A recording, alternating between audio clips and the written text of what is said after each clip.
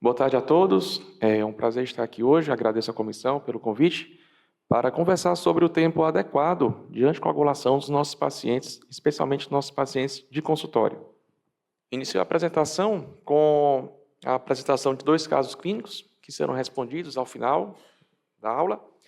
O primeiro é de um homem de 56 anos, sem histórico de doenças, que se apresenta no PS com um TEP segmentar e sem instabilidade hemodinâmica. A gente pode imaginar alguns protocolos de tempo para esse paciente, pensar em uma anticoagulação por 3 a 6 meses, 6 a 12 meses, 1 a 2 anos, ou mesmo indefinidamente. O segundo caso, uma mulher de 76 anos, com histórico de DAC e hipertensão, que tem um TEP subsegmentar associado a TVP em um PO de colecistectomia. Também é uma paciente que nós podemos imaginar tempos diferentes de anticoagulação, 3 a 6 meses, 1 ano, 2 anos, ou mesmo para sempre. Bom, a abordagem metódica desses pacientes é fundamental para que a gente mantenha um padrão de atendimento oferecendo ao paciente o melhor possível. E essa abordagem metódica se inicia pela definição do perfil do paciente e o perfil do tratamento. O perfil do paciente depende se o paciente tem um TEP associado a um fator transitório, se o paciente tem um TEP associado a um fator crônico, se o TEP foi não provocado, se o paciente está dentro de algum grupo especial e, associado a isso, o risco de sangramento do paciente. E, em relação ao perfil do tratamento, se nós estamos lidando com o tratamento primário ou o tratamento secundário. São fatores transitórios: anestesia geral, restrição ao leito em hospital por mais de 3 dias, restrição ao leito em casa por mais de 3 dias por alguma doença aguda, fratura óssea, uso de estrogênio, trauma em membro inferior, sem fratura, mas com redução de mobilidade, ou voos prolongados, 6 a 8 horas. Em relação ao fator crônico, nós temos as doenças autoimunes, as doenças inflamatórias intestinais, trombofilias, imobilidades crônicas e infecções crônicas. O paciente dito como um TEP não provocado é aquele que não apresenta nenhum dos fatores e também não se encaixa em nenhum grupo especial. Os grupos especiais são os pacientes com TEP reincidente por fatores transitórios, câncer vigente, não curado, pacientes grávidas ou pacientes com SAF ou que evoluem com hipertensão arterial pulmonar crônica devido ao TEP. E o risco de sangramento pode ser acessado por várias formas, subjetiva ou objetivamente, através de calculadoras. A VG-Bleed seria a mais utilizada, onde 0 a 1 é um risco baixo e maior ou igual a 2, um risco alto. A média de sangramento nos pacientes em anticoagulação por TEP é de 2% ao ano. Valores acima de 2% ao ano são considerados valores altos. Em relação ao perfil do tratamento, nós devemos identificar se o paciente se encontra no tratamento primário ou secundário. O primário diz respeito ao tratamento da vigência do TEP agudo, em que eu estou tratando o paciente com o trombo presente dentro da circulação. Esse tratamento primário, todos os pacientes devem seguir. Esse tratamento se dá de 3 a 6 meses, salvo raras exceções, e o tratamento secundário é o tratamento que impede a reincidência do TEP. E esse tratamento, de regra, é um tratamento de duração indefinida para sempre.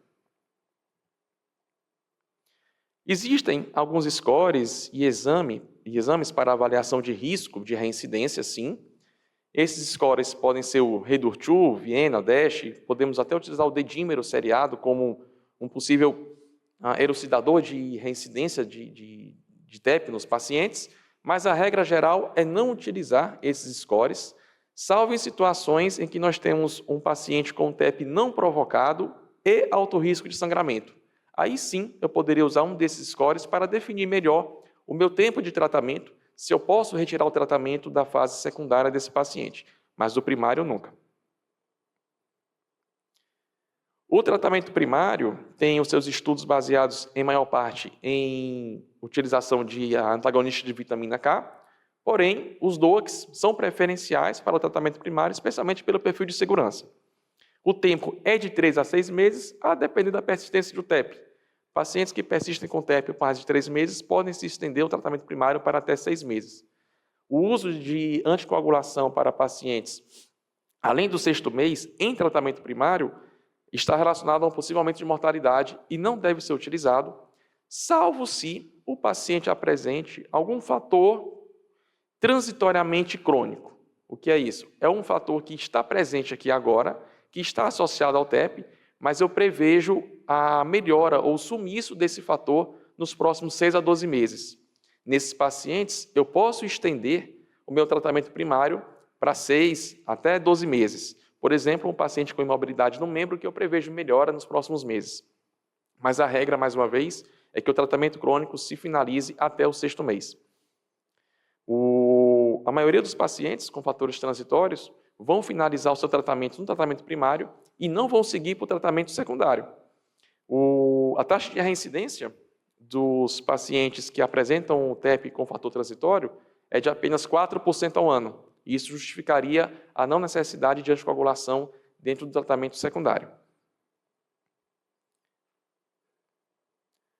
Essa parte eu gostaria que todos prestassem bastante atenção, que são justamente os pacientes que eu vou decidir por usar anticoagulação para sempre.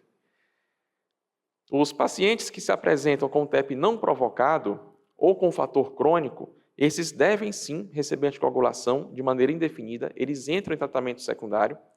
A taxa de reincidência nesses pacientes é de 10% ao ano, podendo chegar até 30% em 10 anos, é uma alta taxa de reincidência. E o tratamento de anticoagulação indefinida reduz a taxa de reincidência em até 80%, com um potencial redução de mortalidade de em torno de 25%, a despeito de um aumento de sangramento em torno de 2 vezes. A preferência é o uso de DOAC, nível de indicação 2A pela diretriz do ESC. Pacientes com câncer vigente também devem entrar em tratamento indefinido, preferencialmente com DOAC, ou se o paciente tem um câncer da parte do trato gastrointestinal, deve-se utilizar heparina de baixo peso. Nos pacientes com SAF ou com hipertensão crônica pulmonar devido ao TEP, esses também devem seguir um tratamento indefinido e a diretriz do ESC traz, inclusive, o uso de AVK preferencial.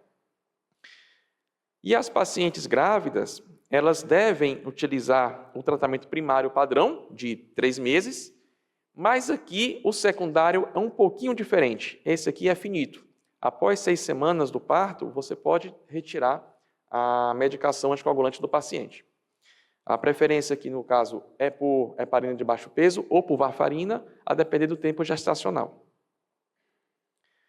Quando os pacientes apresentam 2 episódios de TEP ou mais por fatores transitórios, há a possibilidade desse paciente entrar também em tratamento secundário se um desses episódios tiver sido por TEP maciço.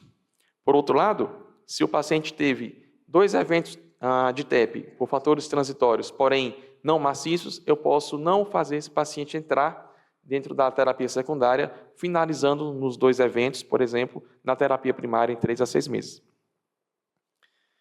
Um detalhe que o ESC traz é relacionado aos fatores transitórios menores. Quando o fator transitório tem menor associação com TEP, esse paciente ele pode se parecer um pouco com o paciente não provocado, uma vez que esses fatores transitórios menores podem não ter sido realmente a causa daquele TEP. Então, se o paciente apresenta um TEP com transitório menor, por exemplo, anestesia geral menor que meia hora, uma internação menor que 3 dias, ou uso de estrogênio via oral, um paciente que tem restrição ao leito em casa, por doença aguda por mais de 3 dias, um trauma sem fratura de membro inferior, com redução de mobilidade, ou voo prolongado, se o paciente se apresenta com TEP sob esses fatores menores, eu posso, pelo ESC, considerar uma anticoagulação indefinida para ele. O ESC, por outro lado, não traz essa diferenciação, fazendo com que esse paciente se comporte como um transitório convencional, em que o tratamento primário de 3 a 6 meses seria o suficiente. Algumas situações diversas podem acontecer no nosso consultório. A primeira é se eu posso utilizar o AS no lugar de anticoagulante. A resposta é não, tá? Apenas naqueles pacientes que realmente são intolerantes à anticoagulação, existe um nível de indicação classe 2B, com baixo nível de evidência, que o AS poderia ser aí uma alternativa à anticoagulação. O segundo é se o filtro de veia cava dispensaria o uso de coagulante. A resposta também é não. Mais uma vez, o filtro vai entrar nos pacientes que não podem realmente tomar anticoagulação, e aí eu posso aí utilizar sim o filtro de via cava, mas ele não é um substituto para a anticoagulação. Outra situação é o diagnóstico de TEP em pacientes assintomáticos. Não faz diferença se o paciente estava assintomático ou assintomático no diagnóstico, ele vai seguir o mesmo tempo de anticoagulante. E uma outra coisa está relacionada ao TEP subsegmentar. Veja que aqui a gente está lidando com a terapia secundária, de duração indefinida. Os pacientes com TEP subsegmentar, eles devem seguir um tratamento primário como todos os outros. A decisão aqui, em relação à secundária, é se eu vou ou não manter esse tratamento indefinidamente. Caso o paciente seja um paciente não oncológico, o ESC fala para não mudar a conduta e seguir esse paciente como se fosse um TEP convencional, por falta de evidência. O CHEST traz a opção de você retirar a anticoagulação desse paciente de TEP subsegmentar se há ausência de TVP, porém com baixa evidência. Por outro lado, se o paciente for um paciente oncológico, aí realmente não tem conversa, a indicação classe 2A para a manutenção da terapia secundária. Então, retornando aos casos iniciais, nós temos aquela pessoa com TEP segmentar, sem histórico de doenças. O rapaz ele se encontra, então, numa situação de TEP não provocado, em que a terapia para esse paciente adequada é uma terapia indefinida. Ele vai tomar anticoagulante para frente, especialmente se ele tiver um baixo risco de sangramento. E já a mulher, de 76 anos, com histórico de DAC e hipertensão, que teve um TEP pós-operatório com TVP, essa paciente, a gente está lidando com um fator transitório maior, ou seja, uma anestesia maior do que 30 minutos. Então, essa paciente necessita de tratamento de 3 a 6 meses, como qualquer paciente de fator transitório convencional. Um detalhe é que, nesse período, a gente pode, eventualmente, retirar o AS da paciente, se ela vier tomando, e retornar o AS da prevenção de DAC, quando finalizada a anticoagulação. Muito obrigado.